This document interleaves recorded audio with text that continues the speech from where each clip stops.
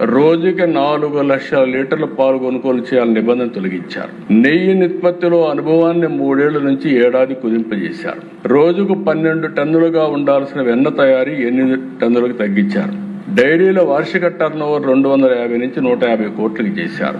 సాంకేతిక అధ్యయనం, field visit పూర్తిగా మినహాయింపించారు. ఫుడ్ సేఫ్టీ నిబంధనల్ని పూర్తిగా నీరుగార్చారు. నెక్స్ట్ ఇది కూడా మీరు అధ్యక్ష ఇక్కడ ఒకసారి చూస్తే ప్రధాన సూత్రధారులు పామల్ జైన్, విపిన్ జైన్, బోలే బాబా ఆర్గానిక్ డైరీ.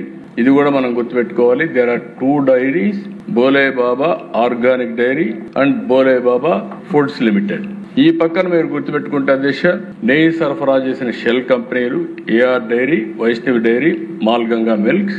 ఆ పక్క కల్తీకి సహకరించిన వ్యక్తులు కల్తీ నెయ్యికి రసాయనాల సరఫరా అజయ్ కుమార్ సుగంధ్, మహేష్ కుమార్ రోహెరా వీళ్ళందరూ ఉన్నారు.